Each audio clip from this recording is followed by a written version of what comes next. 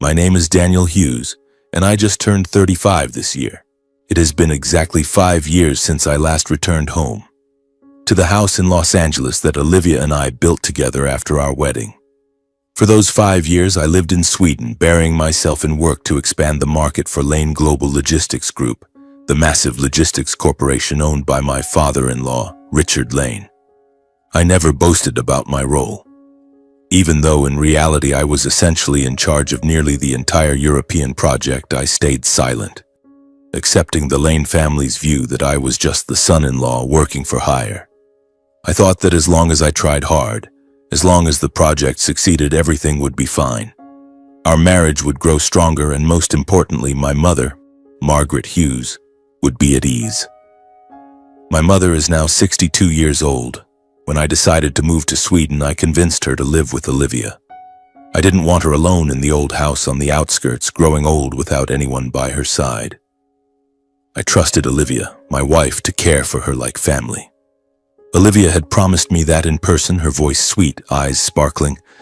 "I'll treat your mother like my own." The project in Sweden finally stabilized. I requested a longer leave than planned. I wanted to return early to create a small surprise for the two most important women in my life. I didn't tell anyone, just quietly bought a ticket and took the long flight down to Los Angeles. The plane landed in the late afternoon. I rented a car at the airport and drove home myself. On the way, I smiled to myself. I imagined Olivia shrieking and throwing her arms around me, my mother with tears in her eyes from the surprise. I pictured the warm house, Mom sitting in her armchair reading a book, Olivia perhaps cooking something in the kitchen, the smell of food wafting through, laughter filling the air. 5 years of separation would end with a tight embrace. The familiar road appeared, trees lush on both sides, the White House with its white wooden fence. Everything looked the same. I parked in front of the gate. The exterior was still neat and quiet as always. The lawn meticulously trimmed, flowers blooming brightly in the garden. I stepped out of the car, taking a deep breath of the warm California air. My heart raced with excitement. I didn't go straight through the front door. I wanted to peek through the window first to see them before making my surprise appearance. I tiptoed into the yard, approaching the living room window that overlooked the kitchen. And then, I froze. My mother was in the kitchen. She stood at the stove, slowly stirring a pot, my eyes following her every small movement. Her actions were neat and practiced, as if she had repeated this routine for years. There was no relaxed ease, just the quiet focus of someone accustomed to standing at the stove every day. The clothes she wore were old and faded. A plaid shirt I remembered her wearing at home years ago. Her back was slightly hunched, her steps slower than before. She no longer had the appearance of a mother enjoying a peaceful retirement, but rather like a full-time housekeeper. I scanned for Olivia. She was sitting on the living room sofa, right in my line of sight. Legs crossed, posture relaxed, eyes glued to her phone screen. She scrolled continuously, occasionally chuckling softly at something on it. Completely detached from the kitchen, from my mother bustling behind her. Olivia didn't once look up as my mother worked in the kitchen. She stayed seated, showing no sign of getting up to help or check in. Her gaze never turned toward my mother, as if that effort didn't exist. My mother's presence in this house seemed to have become taken for granted, a part of daily life that no one needed to acknowledge. I stood frozen outside the window. A gentle afternoon breeze blew, but I felt a chill down my spine. My teeth clenched, not from pain, but from the anger rising steadily in my chest. It didn't explode immediately, it simmered, heavy, like a ticking time bomb. I had been looking forward to a warm reunion, but in this moment I knew clearly. This trip home wasn't the end of our separation. It was the beginning of a major storm. I couldn't stand there forever. My hands clenched into fists, and then I stormed straight into the house. I pushed the front door hard. The hinges creaked loudly, echoing through the quiet space. The house seemed to shudder, items on the table rattling slightly. Both my mother and Olivia jumped and turned sharply. Olivia was sitting on the sofa, phone still in hand. She froze for a moment when she saw me, eyes widening in surprise. I clearly saw a flash of panic. Her mouth parted as if to say something, but in an instant it was masked by her familiar composed expression. She sat up straighter, forcing an awkward smile. "Daniel, when did you get back? Why didn't you tell me?" But I didn't respond to her. My eyes were fixed on the scene in the kitchen. My mother was still standing there, holding a dishcloth, face flushed from exertion. She looked at me with overwhelming joy, unable to hide it. "My son is back. Come here, let me take a good look at you." Her voice trembled, eyes glistening with tears. She dropped the cloth and hurried toward me, her steps slightly limping with age. I hugged her, but my mind was still reeling with anger. Her warmth spread through me, but it only made the pain worse. For 5 years away, I had dreamed of this moment countless times. A warm embrace, joyful laughter. And now? My mother looked like a servant while my wife sat there like a queen. I released my mother and turned sharply to Olivia. My gaze was ice cold.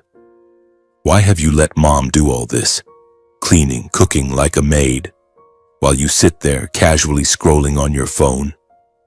Olivia blinked, her initial surprise quickly turning to annoyance. Her face darkened, lips pressed tight. She stood up, arms crossed over her chest, voice sharp and high-pitched. "What are you talking about? I was busy with my own things. My work, not sitting idle. And Mom does it willingly. I didn't force her. She said she likes doing it to keep herself occupied, so I just let her." My voice dropped lower but weighed heavily on the room's atmosphere. My heart pounded furiously, hot blood surging with each beat. "Willingly? Look at Mom. Look at the old faded clothes she's wearing. Look at her hunched back from exhaustion. Is that willing?" I took another step forward, eyes locked on hers. 5 years ago, you told me yourself that you would care for Mom like family while I was away. Is this how you care for her? Olivia let out a laugh, dry and harsh. "You're blowing this way out of proportion. She has hands and feet, doing a little housework. What's the big deal? Sitting around doing nothing would be the real problem. Don't come back after all this time and see everything in such a negative light." The atmosphere in the house suddenly grew tense, like a string about to snap. Olivia said no more. She turned abruptly, strode quickly to the bedroom, and slammed the door. The click of the lock sounded dry and cold, like a challenge. I stood frozen in place, chest heaving, breathing heavy. My mother stood quietly for a moment, her eyes looking at me with both concern and sorrow, as if she feared everything was escalating too far because of her. She stepped closer, wrapping her thin arms around me tightly despite her trembling hands from fatigue. She spoke softly, voice so quiet it almost dissolved into the air. "Son, don't let a small thing ruin your marriage. This little housework is nothing. I'm used to it." I froze instinctively. The familiar warmth from her, the scent of soap mixed with kitchen smells, flooded back, making me ache with memories of the years away. Those 5 years in Sweden, the cold, lonely nights, I often thought of this embrace. It was the only thing that kept me steady. Now it temporarily quelled my anger, giving way to a surge of regret and pity. I guided my mother to sit on the sofa, gently stroking her back. "Mom, sit and rest. Let me finish for you." She shook her head, but I insisted. She sat down, voice full of worry. "Are you okay? How's work over there? Are you eating properly? I've worried about you so much, Daniel. All these 5 years, I just wanted you to come home safe." I quietly observed her as she asked her questions. Her hair had gone noticeably grayer, no longer the scattered black strands from the last time I saw her. The wrinkles on her face were deeper, around her eyes and mouth. Her eyes shone with the joy of reunion, but behind it lay unspoken things, sadness, fatigue, perhaps even hurt. I was about to speak. The questions were on the tip of my tongue, but before I could voice them, my mother seemed to sense it. She quickly grasped my hand, squeezing gently as if to stop me. "I know what you're going to ask," she said softly. "Don't overthink it and get angry at Olivia because of me. As long as you and your wife live peacefully, I'm happy." She lowered her head slightly, voice slowing. "I do these chores just to keep my hands and mind busy. In old age, sitting idle feels empty. Hearing that, I fell silent. I didn't ask more, but deep down I knew clearly that avoidance wasn't the real answer. My mother was always like this. She took everything on herself to protect everyone. I rolled up my sleeves and joined her in the kitchen. I washed vegetables, stirred the pot, wiped the table, trying to share the tasks she shouldn't have shouldered alone. She looked at me, eyes misty. My son has grown up. He even knows how to cook now. We worked in silence, only occasionally with her asking more about life in Sweden. I answered briefly, trying to keep my tone cheerful, but my mind was still reeling. Olivia stayed in the room, not a sound. The anger simmered, waiting for a chance to erupt. When dinner was served, the aroma of food filled the house. I called Olivia, but she emerged from the room, face stony. She didn't sit down with us, just said curtly, "I have urgent business. I need to go out right now." Then she grabbed her bag and left, the door slamming behind her. The large house suddenly held only my mother and me, sitting across from each other at the dining table. The atmosphere was so quiet you could hear every small movement. The clink of spoons against bowls, the sound of swallowing. My mother ate slowly in small bites, as if not wanting to disturb. I looked at her, a heaviness rising in my heart greater than during the argument with Olivia. My wife's absence wasn't just an excuse, it was the first sign of a deeper rift waiting ahead. I knew tonight would not be peaceful. I lay on the bed, eyes wide open, staring at the ceiling. The ticking of the clock echoed in my head, each second and minute stretching endlessly. The image of my mother in the kitchen kept flashing back, her hunched back wiping the floor wearing those old clothes, and Olivia sitting there with her phone, indifferent as if nothing was happening. For 5 years away, I had imagined this homecoming countless times, warm, joyful, the family gathered together. And now, it all felt like a cruel joke. I tossed and turned, trying to sleep but unable to. The anger still simmered, mixed with a vague unease. Something was wrong. What was my mother hiding? What had Olivia done during the years I was absent? The next morning I woke up earlier than usual. The early sunlight filtered through the curtains, but my mind remained heavy, as if something was pressing down on it. The feeling from the previous night hadn't faded. It lingered quietly, turning into a nameless anxiety. I washed my face and took a deep breath to calm myself. Today I would take my mother out for a walk. Just the two of us, no Olivia, no one else interfering. I needed to hear her speak, to know what had happened in the 5 years I was gone. She couldn't keep hiding it from me anymore. I stepped out of the bedroom. The house was still silent. Olivia had been out all night and hadn't returned. Her phone lay untouched on the table, no calls, no messages. I glanced at the screen. Nothing. I didn't bother checking or calling her. Now everything between us seemed to have changed. Did she want to avoid me? Fine, if that's what she wanted. I had more important things to do.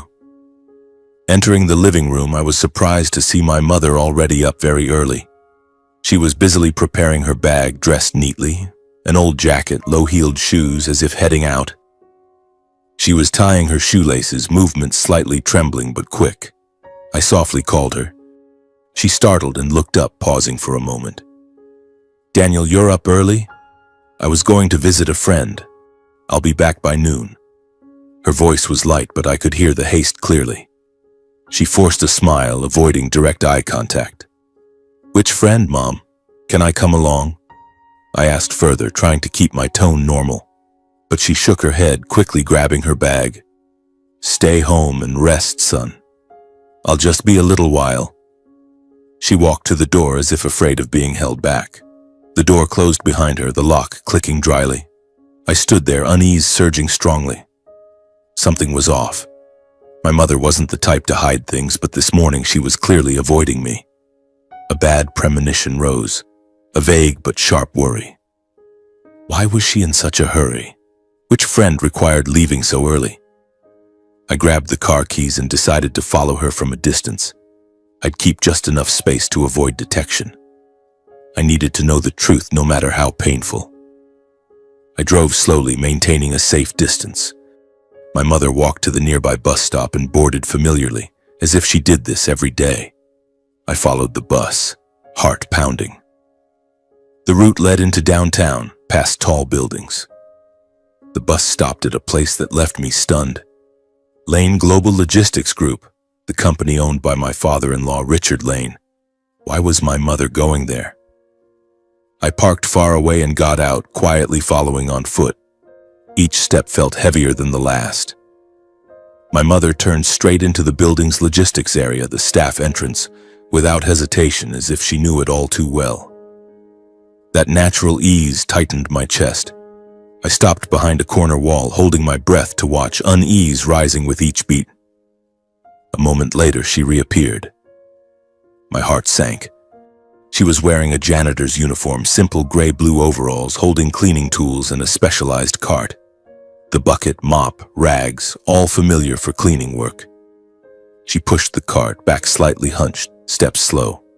I stood frozen from afar, body rigid. Every suspicion in my heart instantly became harsh reality. My mother, the woman who had raised me with sweat and tears, was working as a janitor here, at the Lane family's company.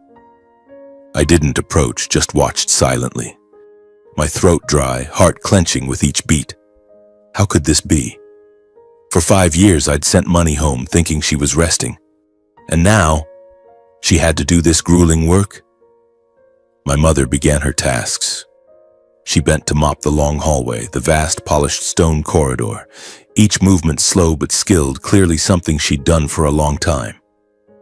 She pushed the cart, wiping every square meter, sweat beading on her forehead. Employees passed her with indifferent glances, treating her presence as invisible. They walked by, chatting animatedly, no one bothering to look down. A man in a suit, engrossed in his phone while holding a coffee cup, nearly bumped into her cart, sidestepping reflexively and continuing on, completely oblivious to her. Then something worse happened. A young woman, likely an office employee, approached in shiny high heels. As she passed, she kicked hard into my mother's bucket, whether accidental or intentional, unclear. Water splashed everywhere, spreading across the floor and soiling her own shoes. The woman stopped, looked down at her shoes, then up, frowning in annoyance. "How did you place the bucket like that? You got my shoes dirty."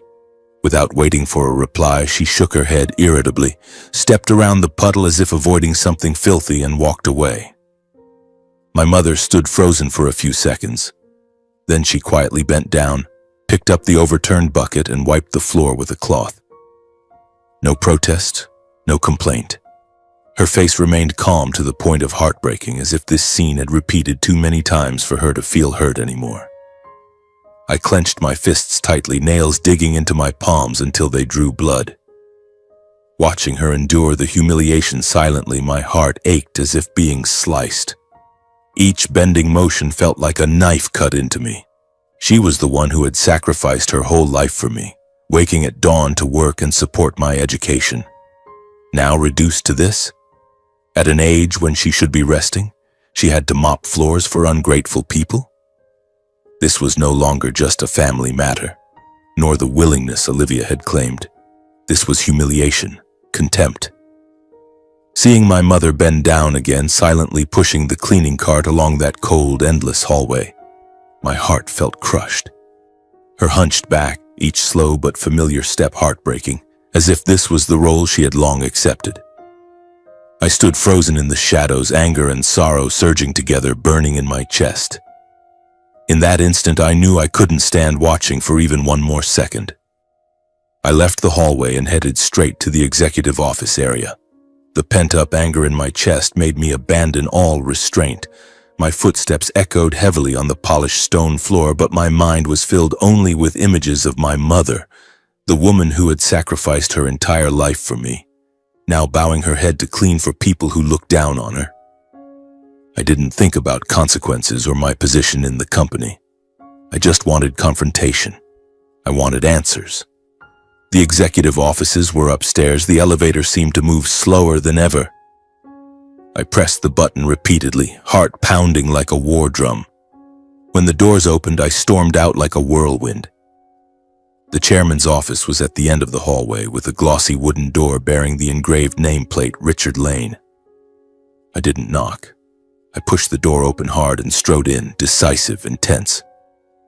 Inside, the two people startled and pulled apart almost reflexively. It was Richard Lane, my father-in-law, and his personal secretary, a young woman I had only glimpsed a few times. They were standing too close, mere inches apart, and the hurried way they tried to cover it made me sense something awkward. She quickly smoothed her hair. He adjusted his tie. But at that moment, my mind had no room for other suspicions. I didn't care what they were doing. I was seeing red with rage. Richard's face turned purple. He immediately regained his familiar stern demeanor. He gestured for the secretary to leave, voice sharp. "Sarah, get out!" She hurriedly grabbed her documents, glanced at me, and quickly walked out, closing the door behind her. The atmosphere in the room suddenly became suffocating, with just the two of us. Richard turned to me, irritation clear. "What the hell are you doing, Daniel? Barging into my office without knocking? That's incredibly rude. Who do you think you are?" I didn't respond to the reprimand. My gaze turned icy, staring straight at him. My voice was low but strained.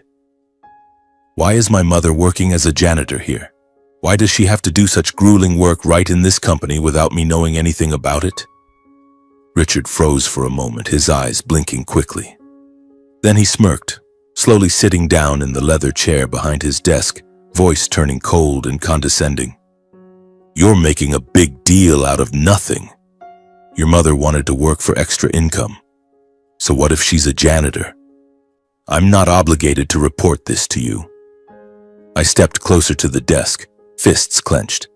My mother is 62 years old. Her back isn't straight anymore. Her hands tremble when she mops the floor. She doesn't say a word, just works silently. Do you really think that's normal? I took another step, eyes fixed on him. 5 years ago, Olivia herself told me she would care for my mother like family while I was away. Is this how she does it? Richard frowned, voice rising. You should remember where you are. This is my company. You're just an employee, a son-in-law in this family. And it was Olivia who suggested bringing her into work. We were short on janitors. I hired someone. What's wrong with that? He paused briefly, then continued decisively, as if concluding. She wanted to earn extra money. It's perfectly normal. Don't stir up trouble over personal matters. Those words were the final straw. I looked at the man I had once respected as a father-in-law and now saw only a cold person who disregarded everything. He tapped his fingers on the desk, as if my mother mopping floors was a trivial concern. I didn't say another word. I turned and walked to the door. He shouted after me, "Daniel, you think you can just walk out like that?" I didn't turn back. I strode quickly down to the hallway where my mother was working, each step heavy as lead. The corridor was still the same, long and endless, footsteps echoing. My eyes fixed on the sight of my mother still bent over mopping the floor. She pushed the cart slowly, sweat beading on her forehead, unaware of the confrontation that had just occurred. I approached, snatched the cleaning tools from her hands and threw them aside. The mop hit the floor with a loud thud, water splashing everywhere. The decisive action stunned those around us. Several employees stopped, staring curiously. My mother looked up sharply, face pale. "Daniel, what are you doing?" I grasped her hand tightly, pulling her to stand, not giving her time to react. Her hand was ice cold and trembling. She panicked, trying to stop me. She feared I was causing a big scene, afraid it would affect my job.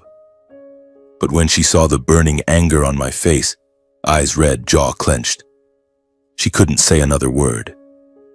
She just looked at me, tears welling up. Under the curious and surprised gazes of those around, employees whispering, some pulling out phones, I pulled my mother away from the building. Each step heavy but resolute, my hand gripping hers tightly as if afraid to let go and lose her. We walked through the hallway, through the main doors, out into the blazing Los Angeles sun. A gentle breeze blew, but I felt a chill down my spine. I helped my mother into the car, opening the door for her to sit in the passenger seat. She sat silently, clutching her old handbag, saying nothing. I drove straight home, hands gripping the steering wheel until my knuckles turned white. In my mind, only one thought remained. She would never have to return to that place again. Never. On the drive home, the atmosphere in the car was oppressively heavy. I glanced at my mother a few times. She was staring out the window, tears silently streaming down her cheeks.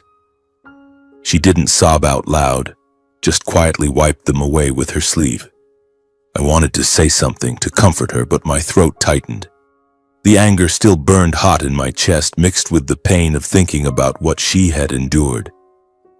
For 5 years in Sweden, I had worked tirelessly to expand the market for Lane Global Logistics, sending money home regularly, believing my mother was living comfortably. And now, she had to mop floors, endure contemptuous glances right in my father-in-law's company. And Olivia, my wife, was the one who suggested it? Richard Lane's words still echoed in my head.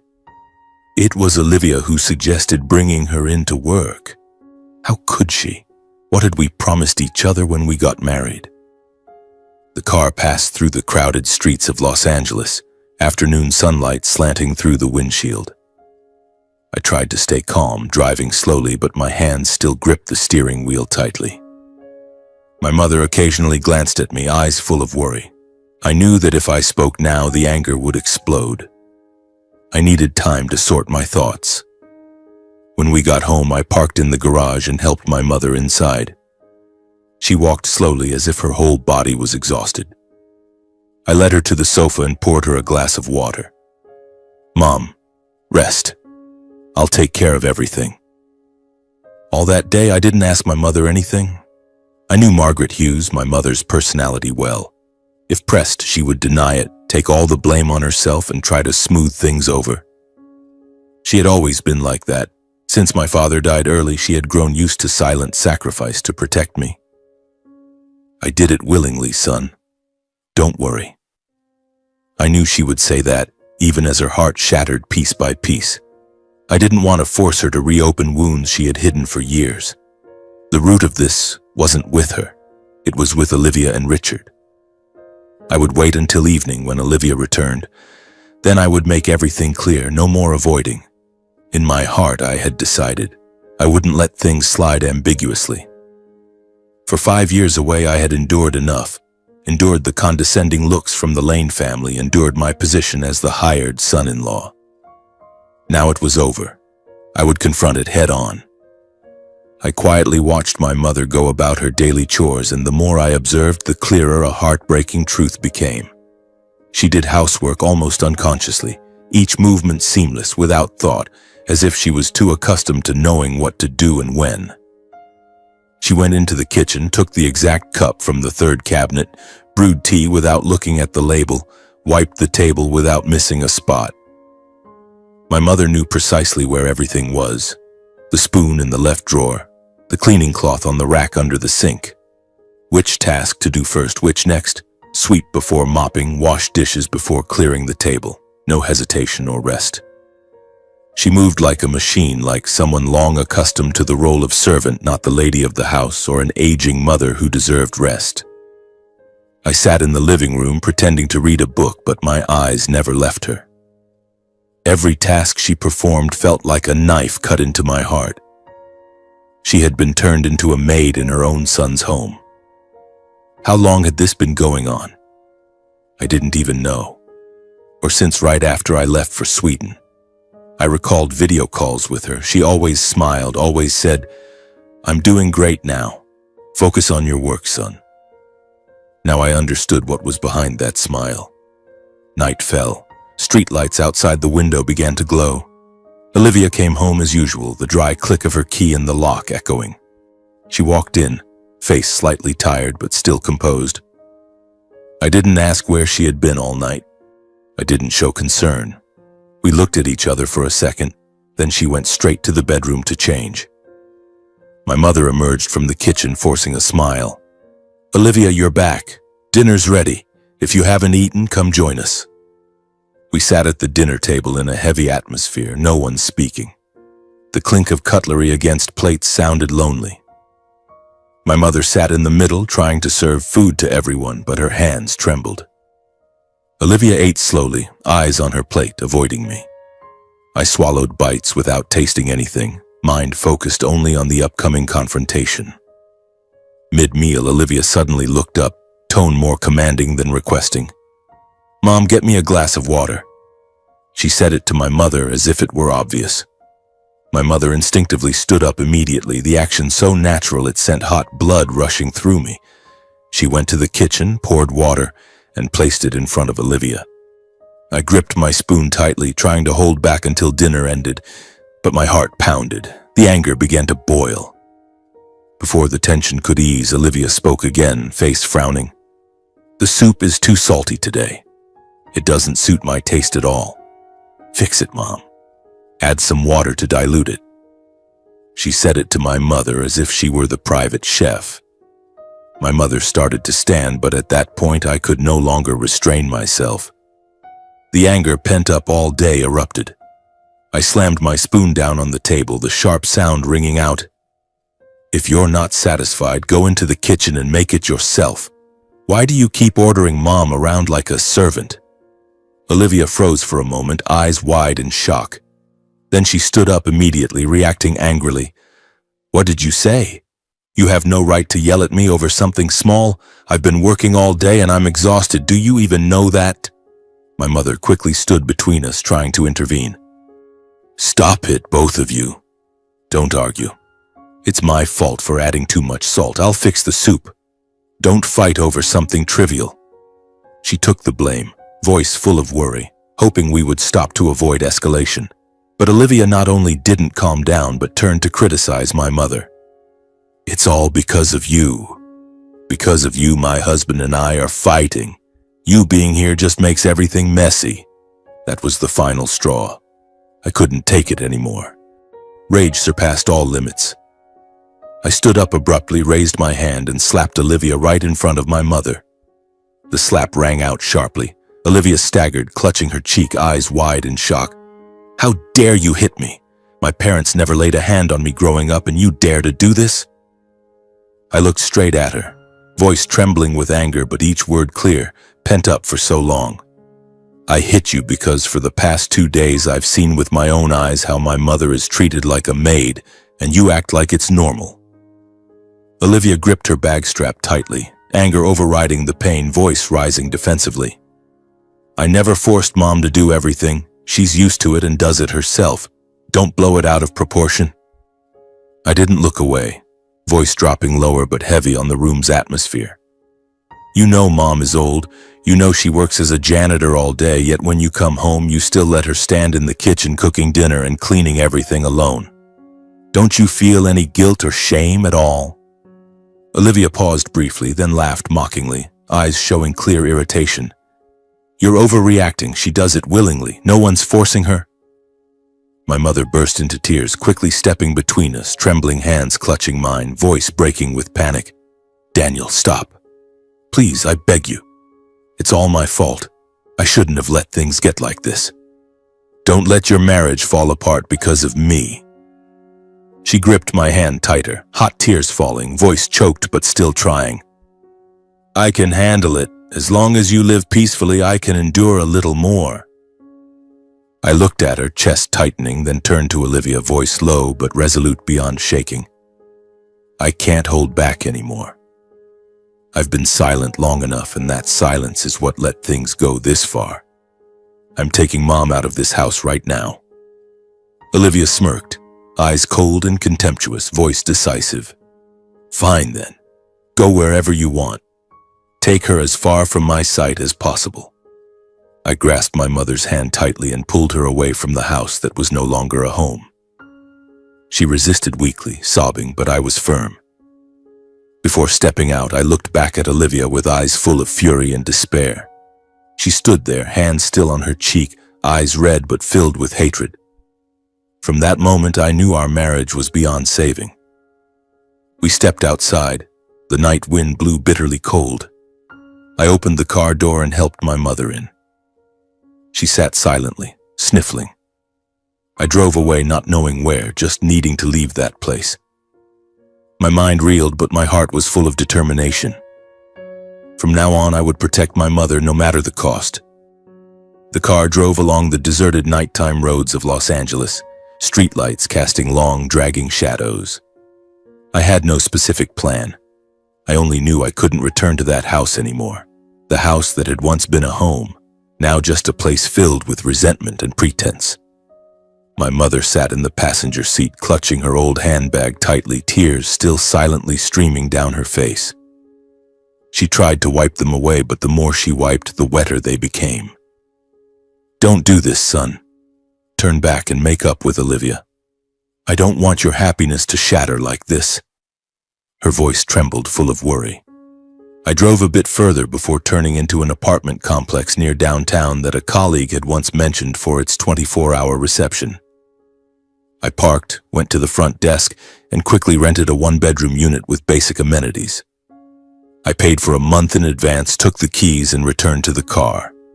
I helped my mother into the apartment, every gesture slow and careful, as if afraid of hurting her further. The unit was small, with simple furnishings, a worn sofa, a small dining table, a mini kitchen. Not luxurious like the old house, but clean and quiet. My mother sat on the chair, eyes filled with sadness as she looked at her son. Guilt was clear on her face, the deeper wrinkles, the red-rimmed eyes. She grasped my hand, whispering, "I'm sorry, son. I let this happen. Leave me here and go back home. Make up with Olivia before everything becomes too complicated and irreparable." I shook my head firmly, sitting beside her. Resolve was clear in my eyes. "I won't do that, Mom. I can't accept it. I've understood everything now. You don't need to keep smoothing things over, avoiding or enduring for anyone anymore. I know it all, about Olivia, about Richard, about what they did to you." My mother looked at me, eyes surprised. I continued, voice low and warm. "I'll stay with you. We'll face it all together. I won't abandon you again, not once in this life." She stared at me for a long time, as if making sure she hadn't misheard. Her eyes widened, then she suddenly burst into sobs. Tears she had held back for years poured out uncontrollably. She cried like a child, shoulders shaking, hand over her mouth. The pent-up grievance, endurance, and loneliness finally broke free. I sat beside her, silently letting her release what she had kept inside for so long. I hugged her, stroked her back, feeling the familiar warmth that 5 years of separation had nearly made me forget. When she gradually calmed, her tears soaking my shirt, I gently asked, "Mom, tell me everything. All that happened while I was away." My mother hesitated for a moment, then finally spoke. Her voice was soft and halting, as if each word caused more pain. She recounted everything that had happened in my absence, starting from how she was gradually treated like a maid. At first, Olivia still maintained kindness, but over time, the comments began. She said Olivia often remarked that she was idle, contributing nothing to the family. Small words that repeated and piled up until my mother no longer knew how to respond. She told of the pressure to get a job. Olivia said I should find something to do, to be independent. Then she took me to Mr. Richard's company to work as a janitor, as a way to earn my own money so I wouldn't be a burden to her. My mother accepted it all so I wouldn't worry while far away. I thought if I stayed silent and endured, everything would look peaceful on the surface. Your family wouldn't be affected. You were working hard over there. I didn't want to distract you. Each of her words cut deep into me, leaving me stunned and in pain. I sat listening, heart tightening. Memories flooded back of when my father died early, leaving just the two of us relying on each other to survive. I remembered those years clearly. My mother did all sorts of jobs to raise me. Morning shifts at a food packaging plant, evenings cleaning a small office nearby.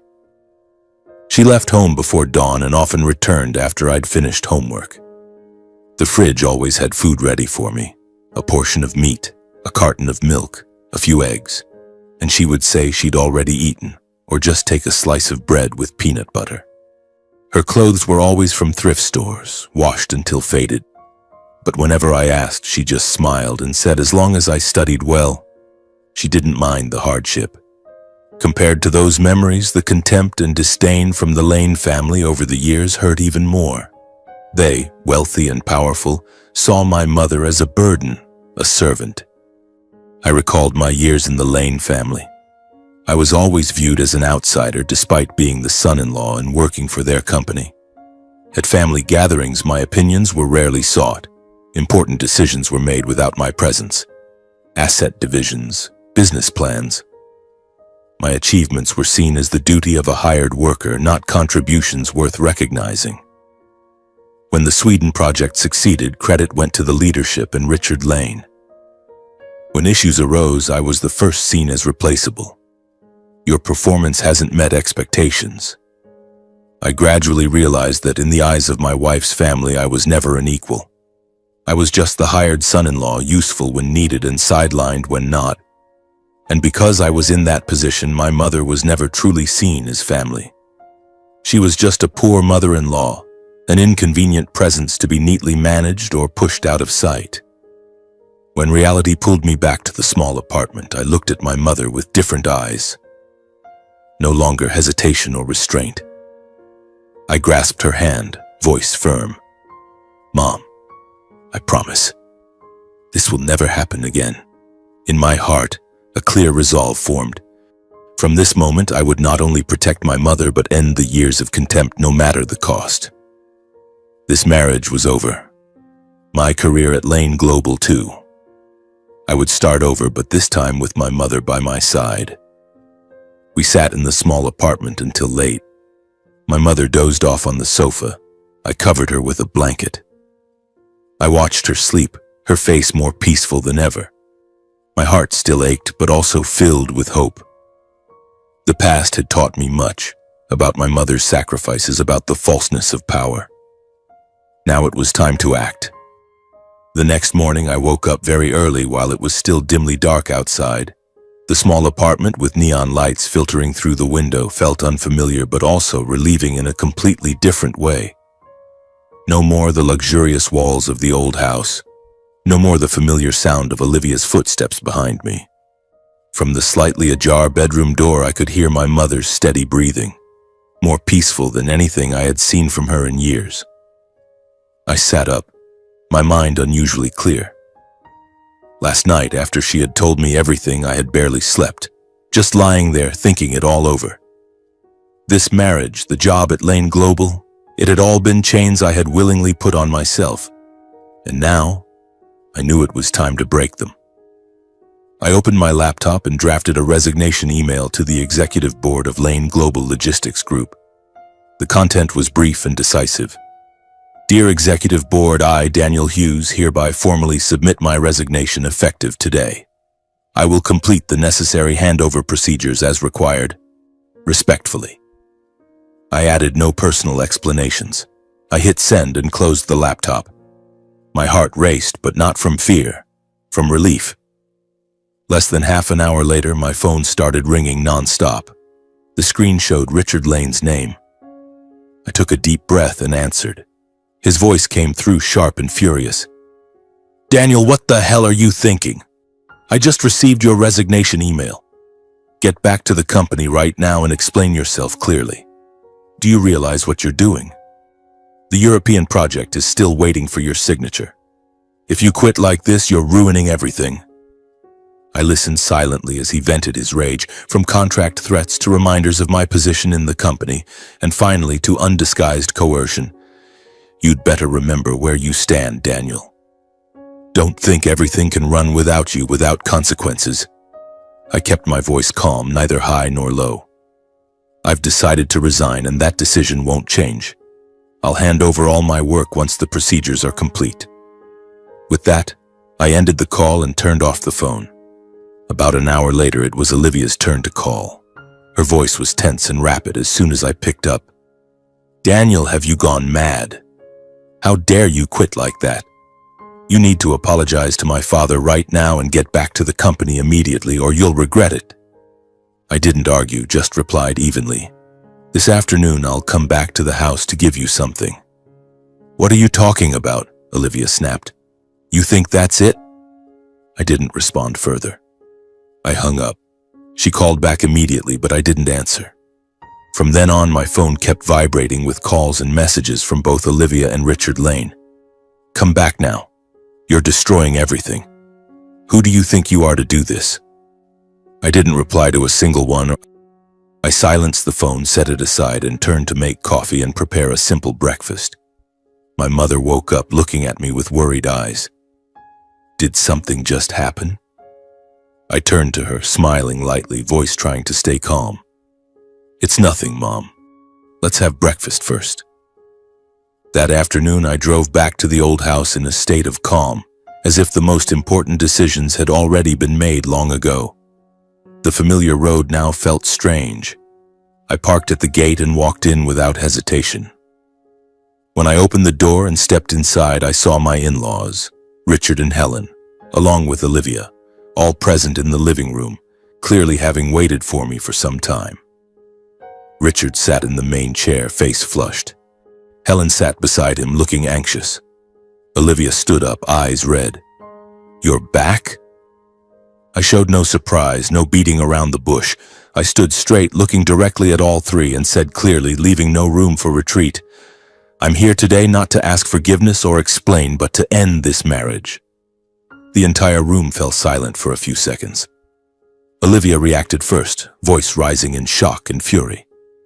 What did you just say, Daniel? What right do you have to demand a divorce? She stepped forward, eyes full of contempt. You think you can walk out of this marriage and still have a place? You'll lose everything, the house, your job, everything you've relied on. I just shook my head, not responding. My calmness distorted Olivia's face with rage. Richard Lane let out a mocking laugh, devoid of any warmth. You're acting no different from an impulsive fool, Daniel. He looked me up and down, voice slow but full of pressure. A man in your position has no right to unilaterally end anything when everything is still in the Lane family's hands. Richard leaned back in his chair, continuing as if stating an obvious fact.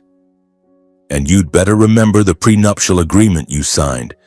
If we divorce, you'll have no claim to any assets, including this house. Helen spoke last, voice softer but not hiding the calculation. Daniel, calm down. Don't let momentary emotions ruin your future. She looked at me, adding slowly, You've reached this position thanks to our family. If you leave, you'll have nothing left. Think wisely. I smiled faintly. Not a challenging smile, but one of someone who had seen through everything.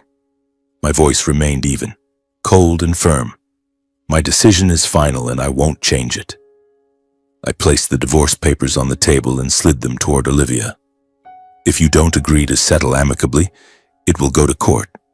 Without waiting for any further reaction, I turned and walked out of that house, closing behind me not just a door, but the entire contempt and power the Lane family had once thought they held firmly.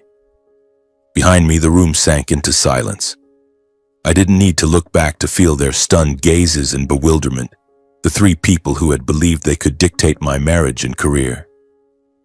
For the first time, I knew they understood that I was no longer under their control, that Daniel Hughes had truly left and would never return to his old position.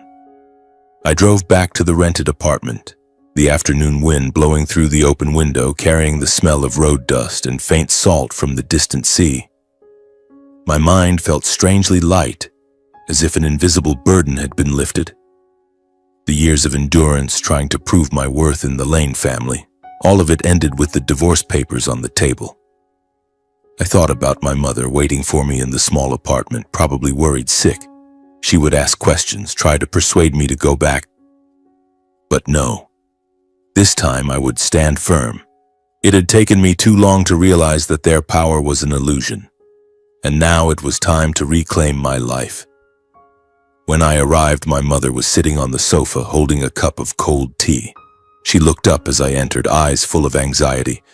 Where have you been, son? Did you go to make up with Olivia? I sat beside her, taking her hand. I've filed for divorce, Mom, and quit the company. We're starting over. My mother froze, tears welling up. Have you thought this through, Daniel? Giving up everything like this, life ahead will be very hard, son. But I hugged her and whispered, "I've thought it through, Mom. No matter how hard it gets, I can handle it, as long as you don't have to suffer anymore. Don't worry about me." In the days that followed, we lived quietly in the rented apartment together. The pace of life slowed, free of tension or fear. I woke early to make coffee. My mother cooked simple meals, vegetable soup, toasted bread, like in the old days back home. She gradually regained the peace she had lost for years. She smiled more, had more energy, slept deeper. We walked in the nearby park. She told old stories and I listened.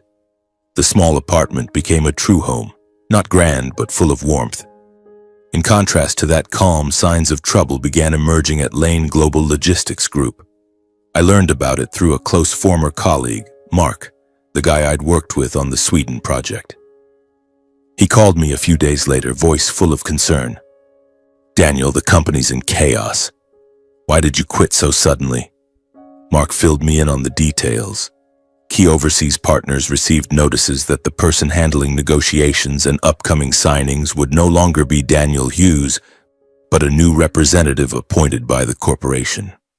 A young guy lacking specialized experience and negotiation skills pushed up by Richard to replace me. The partners' reactions were almost immediate. They requested postponements of scheduled meetings, citing the need for time to reconsider.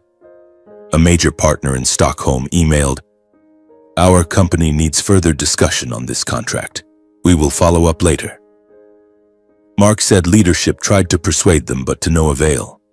Some partners were outright dissatisfied. They called Mark directly, asking about me. "Where's Daniel? We only trust him. He really cared about our feedback." They felt the entire partnership had been built on personal trust with me, not any title or replacement. The late-night calls and emails I'd exchanged, the long flights for face-to-face meetings, all of it had created that trust. Now they wouldn't accept someone new. Mark added that agreements thought to be finalized had to be reopened for review simply because partners refused the substitute. A big contract in Oslo was completely suspended. They demanded a full reevaluation of pricing and timelines, as if nothing had ever been agreed upon. I knew exactly what that meant. Not that my departure caused the collapse, but that from the start, their trust had never been in the name Lane Global. Mark said internal chaos was mounting. Leadership couldn't agree on a solution. Richard shouted in meetings, but no one had answers. The legal department was constantly explaining unfinished commitments, drafting apology letters, negotiating extensions. From those scattered pieces of information, I understood that my leaving wasn't just a temporary difficulty. It was directly stalling strategic contracts worth hundreds of millions. The European project, my brainchild, was shaking. I had thought they could replace me easily, but now they couldn't. A fleeting satisfaction passed through me, mixed with complexity. Not revenge, but the inevitable consequence of disdain. After days of silence, Richard called me directly. The phone rang in the afternoon. His name appeared. I answered. His voice no longer sharp or commanding, but hurried and clearly strained. "Thank God you picked up. Listen, we need to talk." From the first sentences, I sensed the change. Richard no longer scolded, but kept emphasizing contract deadlines, partner pressure, and the risk of collapse if delays continued. "The Swedish partners are threatening to cancel. Do you know that? Hundreds of millions are on the line." Through his roundabout talk and gradually lowering tone, I realized the company could no longer manage on its own and was facing the loss of its most critical deals. He asked me to return, not as an order, but almost pleading, "Come back, just sign the remaining contracts. We'll forget the past." I listened to the end, then refused firmly. "I've left the company, and I won't return no matter the consequences." The call ended in heavy silence. For the first time, I felt Richard Lane's power no longer worked on me. He, the man who had seen me as subordinate, now had to lower his voice. Not long after that call, there was a hesitant knock at the apartment door. I opened it. Olivia stood before me, and in that moment I almost didn't recognize her. Her hair was disheveled, face gaunt, eyes shadowed from lack of sleep, no longer the polished makeup or familiar confidence. She stood silent for a few seconds, as if gathering all her courage, then spoke, voice hoarse and trembling. "I know I have no right to say these things, but I was really wrong. I'm sorry, to you and to Mom, for everything I did while you were away." My mother stood behind me, slightly awkward. Olivia looked at her, eyes clearly lowered. I didn't think about Mom's feelings, didn't realize she was older and had to endure so much. I was too selfish, only thinking of myself without seeing how I was hurting others. She turned back to me, voice hurried, as if afraid I'd close the door any second. "The company is in chaos now, Daniel. Partners won't continue. Contracts thought finalized are all stalled. Dad can't handle it. Everything's spiraling out of our family's control." She paused, took a deep breath, voice slower and lower. "But I'm not here just for the company. I've thought a lot about us, about the early days. Your first trip, the nights you stayed up for work while I just relied on you without appreciating it." Olivia spoke with remorse, eyes pleading. "Can we start over, Daniel? I know I was wrong, but I really want to fix it. I'll change. I'll treat Mom well. I won't let things be like before." I looked at her for a long time. No anger, no wavering, just a cold clarity. When I spoke, my voice was slow and clear. "What you're saying now should have been said long ago, Olivia." She stiffened, lips trembling, trying to hold on. "I truly regret it. I know it's too late now, but I don't want to lose you like this." I shook my head, gently blocking the door, not letting my mother step forward again. "I can't go back, not for the company or contracts, but because I've seen everything too clearly. I can't let Mom endure more, and I can't continue in a marriage like that." I closed the door slowly but decisively. As it shut, I knew that on the other side wasn't just a remorseful woman, but the entire past I had chosen to release. When Olivia left in silence, I stood behind the closed door and understood that the balance of power had truly shifted. The things the Lane family had taken for granted, my submission, my mother's endurance, and the position they thought they held firmly, were collapsing faster than they imagined. For the first time, I no longer felt pushed into weakness, only a clear calm in realizing I had completely stepped out of their control. I returned to the living room. My mother was still sitting on the sofa, her gaze fixed on the door that had just closed, her face heavy with thought. She didn't ask what had happened, didn't blame or advise, just sighed very softly and said, "I know you've thought about this a lot before making this decision." I sat down beside her and took her hand. "It's over, Mom. I don't regret this decision at all." My mother nodded slowly, her eyes still filled with the worry of a mother who always feared her child would suffer loss. She gently squeezed my hand, as if wanting to say something but holding back. I hugged her, feeling the familiar warmth, and for the first time in a long while, I believed that no matter how difficult the road ahead, we were walking in freedom, no longer bowing our heads or living in fear. A few weeks later, unfavorable news began appearing relentlessly on major financial and economic channels. At first, it was just small articles, but gradually they followed one another like a flood. I followed them on my phone through online news sites, not out of curiosity or schadenfreude, but because part of my life had once been tied to that place. One morning, while making coffee for my mother, I opened the news app and saw the first headline. Lane Global Logistics Group faces international contract crisis. The article detailed how major deals were stalled, with many partners pulling out at the last minute. It quoted internal sources. "The sudden change in the responsible person has caused trust to collapse." I read carefully, my heart beating a little faster. The media mentioned the corporation's severe loss of credibility due to the key negotiator change at a critical stage. They didn't name me directly, but alluded clearly. The individual who had led the European project abruptly resigned, leaving a gap that could not be filled in time. International partners no longer trusted them. They demanded meeting cancellations and contract reviews. I remembered those contracts well.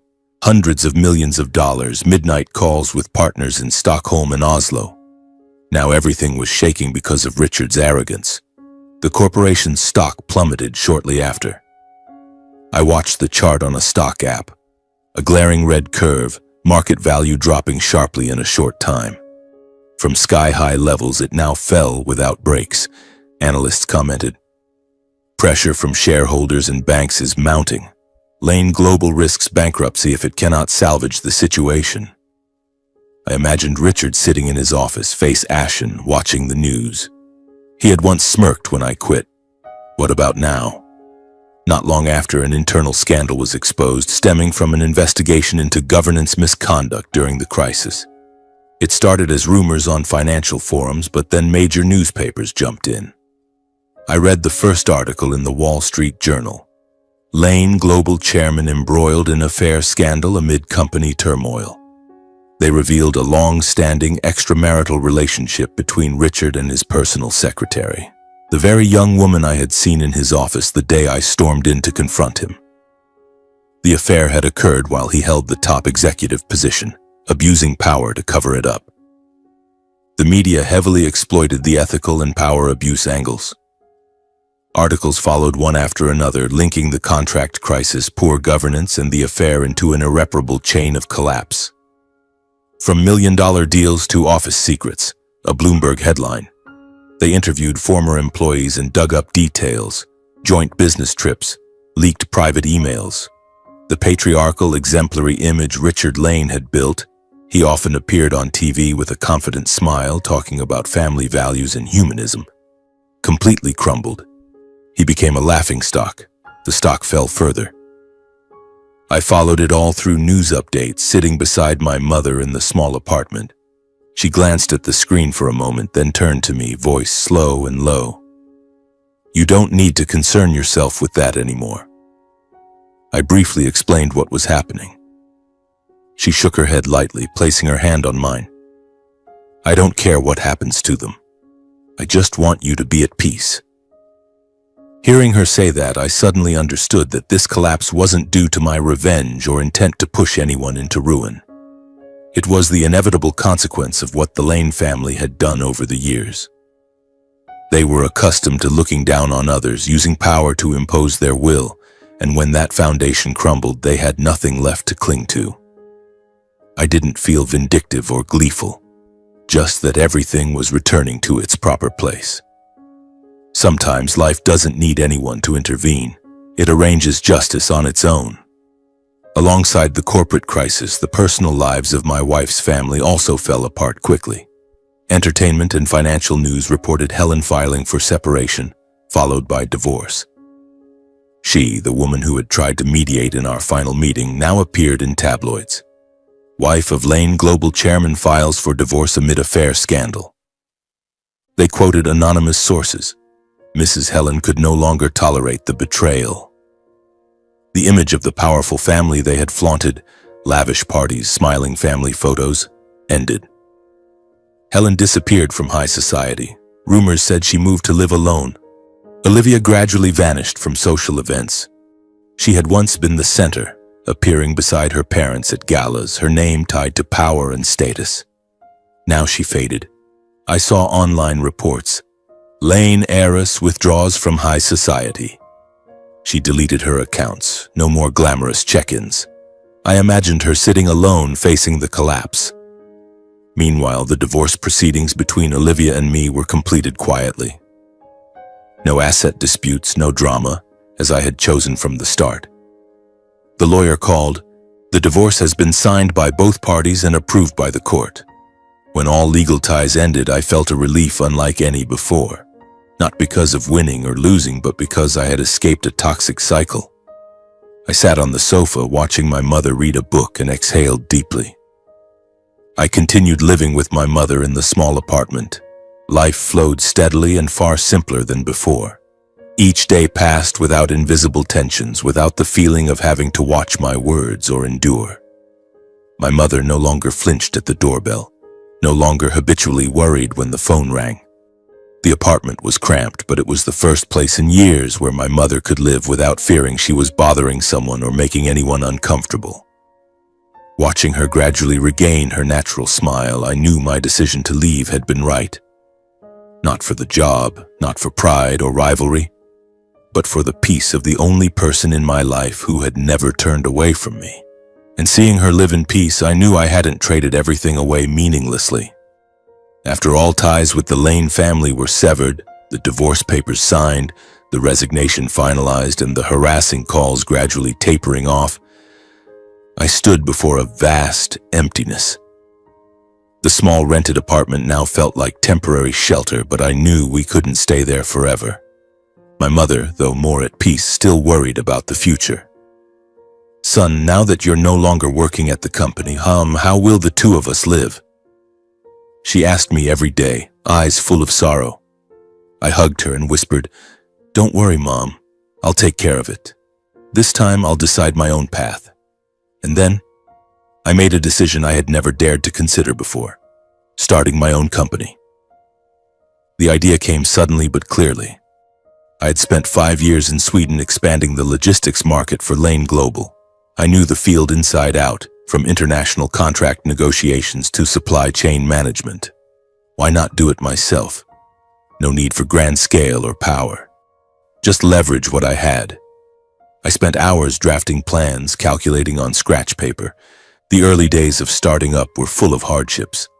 Finances were tight, savings from my old salary plus a bit from selling unnecessary items. Every expense had to be calculated carefully. Renting a small office in the Los Angeles suburbs, just enough space for a desk and an old computer. Minimal staff, at first just me, then hiring a young assistant with low pay. I did everything. Calling old partners, drafting contracts, even driving small deliveries myself. There were sleepless nights worrying about due bills. Can I really do this? I asked myself, watching my mother sleep soundly in the small room. But then I remembered her, all she had endured to raise me, and knew I had to try harder. I leveraged all my experience, personal reputation, and relationships built over the years. The European partners who had trusted me at Lane Global, I called them, not to beg, but to propose new collaboration. "I wanted to inform you that I've left Lane Global and am building my own company in the same field," I said straightforwardly, voice calm.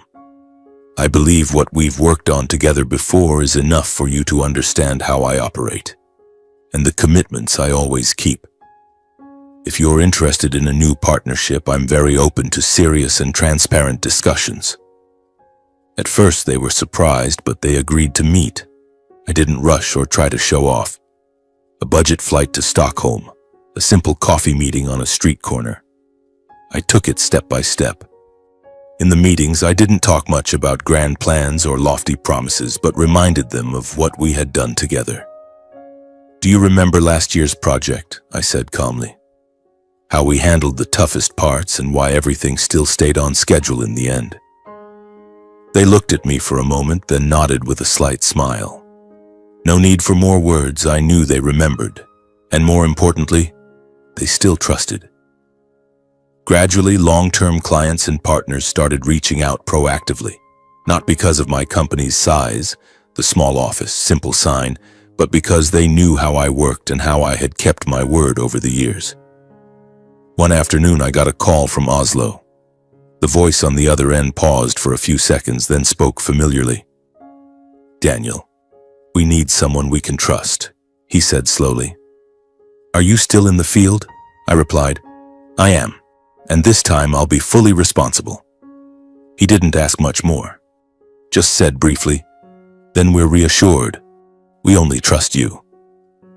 That was the first contract I signed under my own company's name. Not large, just domestic transport in Europe, but enough to get things moving. No flashy signing ceremony, no flowery congratulations. When the first payment hit the account, I sat quietly for a moment, then paid the pending bills and stopped by the supermarket to buy some good food for my mother. She looked at the bags and smiled gently. "My son, you've done it." The first contracts were signed quietly but provided a foundation for growth. From one small deal to 2, then 3. Clients referred each other. Daniel Hughes, the guy who used to work for Lane but now independent. very reliable. I worked hard, making daily calls, tracking every shipment. There were tiring moments, but coming home to my mother waiting with dinner gave me motivation. As operations stabilized, I expanded gradually. Hired 2 more employees, an accountant and a logistics specialist. I recruited suitable people, including some who had worked at Richard's company and lost their jobs after the bankruptcy. Mark, my old colleague, called. "Daniel, the old company's gone. Got a spot for me." I took him on because I knew he was good. The company grew steadily under tight control. No extravagance, no big parties, no flashy advertising. No chasing power or fame like I'd seen at Lane Global, where everything was just for show. Finances gradually stabilized. From initial losses to small profits. I saved and invested wisely. Then one day I bought a new house with full amenities. Not extravagant like the old one, but cozy, with a small garden and spacious kitchen. In the Los Angeles suburbs, near a park. I took my mother to see it. "From now on, this will be our new home," she cried. "I don't need a fancy house, son. Just seeing you stand strong like this puts me at ease." We moved in, arranging things. Her old books, vintage family photos. This was a true home, enough for the 2 of us to start a proper life. Each day I went to work with initiative and calm. Woke early, drove to the small office, met with staff, called partners. No more pressure from Richard, no more feeling like a hired hand. Evenings I returned home for relaxed dinners with my mother. She cooked favorites, grilled meat with vegetables, and told old stories. We laughed, watched TV. She no longer worried about money, no longer did endless chores. Now she focused on resting and truly enjoying her later years. Watching her laugh freely, no longer guarded or anxious, I knew my decision to leave had been right. Not for the job, not for pride or rivalry, but for the peace of the only person in my life who had never turned away from me. And seeing her live happily, I knew I hadn't traded everything away meaninglessly. Looking back on the journey, I understood that a person's value doesn't lie in belonging to a powerful family or standing under a big name, but in how they treat those who have been with them from the beginning. I once believed power was everything. Big contracts, impressive numbers, a position others feared. But when Lane Global collapsed, I still stood firm. Not because of power, but because I had my mother beside me. I also realized that silent endurance isn't always true patience. Sometimes staying only prolongs the hurt, and leaving at the right time is the only way to protect what matters most. My mother once chose to endure for me. I chose to leave for her. That choice left me with no regrets. My story ends with a simple but clear lesson. Power can change, money can vanish, but character and family bonds are what determine whether a person stands firm or falls when everything else disappears. And when I see my mother smiling in our small home, I know I chose the right path.